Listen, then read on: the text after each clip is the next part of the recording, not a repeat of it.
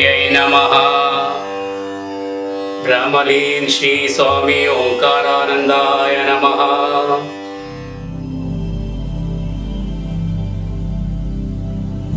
Today let us learn Bhagavad Gita chapter 18 Moksha Sannyasa Yoga shloka numbers 36 to 40. Repeat after me. Shloka number 36. Sukham tvidanim trividham. Sukham tvidanim trividham. Sukham tvidanim trividham. Shunu me bharatarshava. Shunu me bharatarshava. Shunu me bharatarshava. Abhyasadramate yatra. Abhyasadramate yatra. Abhyasadramate yatra. Dukkhantam cha nigacchati. Dukkhantam cha nigacchati. Dukkhantam cha nigacchati. Let us chant together. Sukham tvidanim trividham. Shunu me bharatarshava. Abhyasadramate yatra. Dukkhantam cha nigacchati. Now you chant. Sukham tvidanim trividham. Shunu me bharatarshava. Abhyasadramate yatra. Dukkhantam cha nigacchati. Listen to me. Sukham tvidanim trividham. Shunu me bharatarshava. Abhyasadramate yatra. Dukkhantam cha nigacchati. Repeat after me. Shloka number 37. Yattadagre vishamiva. Yattadagre vishamiva. Yattadagre vishamiva. Pariname mrutopamam. Pariname mrutopamam. Pariname mrutopamam. Tatsukham satvikam proktam. Tatsukham satvikam proktam. Tatsukham satvikam proktam. Atma buddhi prasadajam. Atma buddhi prasadajam. Atma buddhi prasadajam. Let us chant together. Yattadagre vishamiva. Pariname mrutopamam. Tatsukham satvikam proktam. Atma buddhi prasadajam. Now you chant. Yattadagre vishamiva. Pariname mrutopamam. Tatsukham satvikam proktam. Atma buddhi prasadajam. Listen to me. Yattadagre vishamiva. Pariname mrutopamam. Tatsukham satvikam proktam. Atma buddhi prasajadam. Repeat after me. Shloka number 38. Vishayendriya samyogat. Vishayendriya samyogat.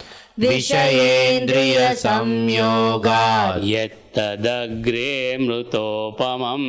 Yattadagre mrutopamam. Yattadagre mrutopamam. Pariname vishamiva. Pariname vishamiva. Pariname vishamiva.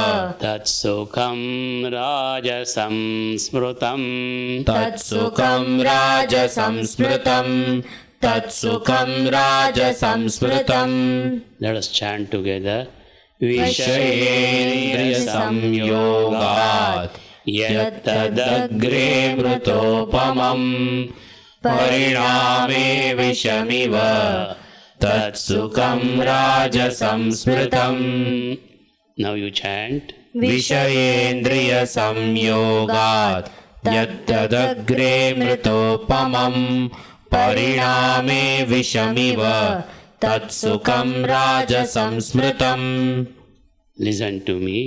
विषयेन्द्रियसंयोगात् यत्तदग्रे मृतोपमं परिणामे विषमिव तत्सुखं राजसंस्मृतम्.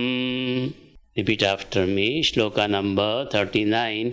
यदग्रे चानुबन्धे च यदग्रे चानुबन्धे च यदग्रे चानुबन्धे च सुखं मोहनमात्मनः सुखं मोहनमात्मनः सुखं मोहनमात्मनः निद्रालस्य प्रमादोत्थम् निद्रालस्य प्रमादोत्थम् निद्रालस्य प्रमादोत्थम् तत्तामसमुदाहृतम् तत्तामसमुदाहृतम् तत्तामसमुदाहृतम्. Let us chant together. यदग्रे चानुबन्धे च सुखं मोहनमात्मनः निद्रालस्य प्रमादोत्थम् तत्तामसमुदाहृतम्. Now you chant. यदग्रे चानुबन्धे च सुखं मोहनमात्मनः निद्रालस्य प्रमादोत्थम् तत्तामसमुदाहृतम्. Listen to me. यदग्रे चानुबन्धे च सुखं मोहनमात्मनः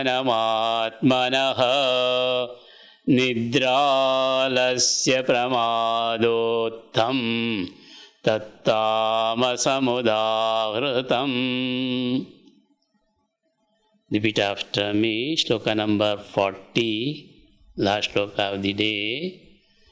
न तदस्ति पृथिव्यां वा न तदस्ति पृथिव्यां वा न तदस्ति पृथिव्यां वा दिवि देवेषु वा पुनः दिवि देवेषु वा पुनः दिवि देवेषु वा पुनः सत्वं प्रकृतिजैर्मुक्तम् सत्वं प्रकृतिजैर्मुक्तम् सत्वं प्रकृतिजैर्मुक्तम् यदेभिः स्यात् त्रिभिर्गुणैः यदेभिः स्यात् त्रिभिर्गुणैः यदेभिः स्यात् त्रिभिर्गुणैः.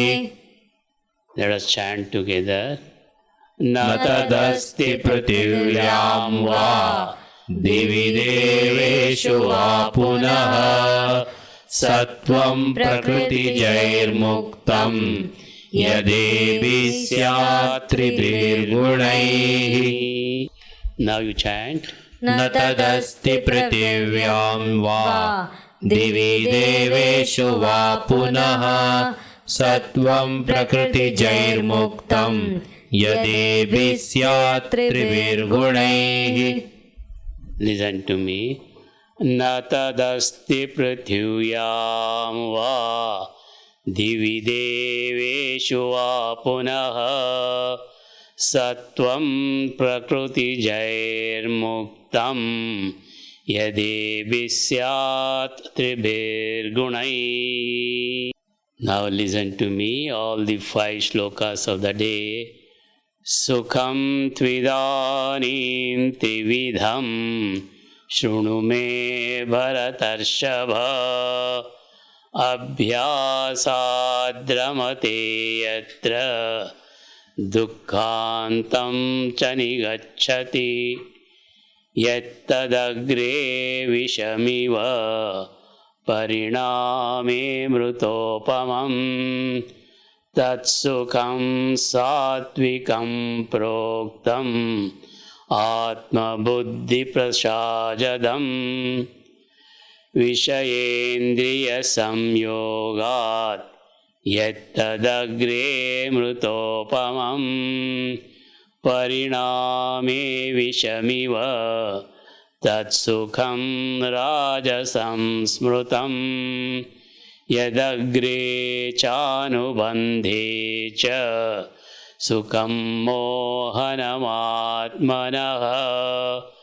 निद्रालस्य प्रमादोत्तं तत्तामसमुदाहृतं न तदस्ति पृथिव्यां वा दिवि देवेषु वा पुनः सत्वं प्रकृतिजैर्मुक्तं यदेभिः स्यात् त्रिभिर्गुणैः.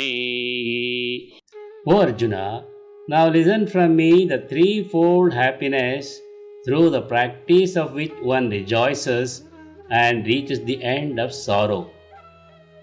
Happiness Sattvika. That happiness which at the beginning is like poison, at the end like nectar, is declared to be of Sattvika, which awakens one for spiritual life for the ultimate bliss. Happiness Rajasika.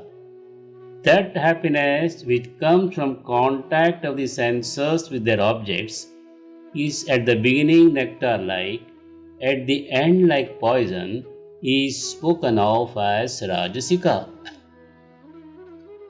Happiness Tamasika.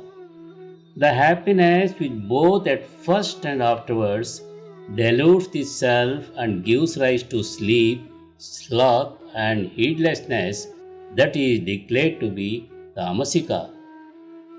Not is there a creature on earth, in heaven or even among the gods, which is free from the three gunas, born of nature, Prakriti. हे भरतवंशियों में श्रेष्ठ अर्जुन, अब 3 प्रकार के सुख को भी तुम मुझसे सुनो, जिसमें अभ्यास से रमण होता है और जिससे दुखों का अंत हो जाता है, ऐसा वह परमात्मा विषयक बुद्धि की प्रसन्नता से पैदा होने वाला है। जो सुख सांसारिक आसक्ति के कारण आरंभ में विष की तरह और परिणाम में अमृत की तरह होता है, वह सुख सात्विक कहा गया है।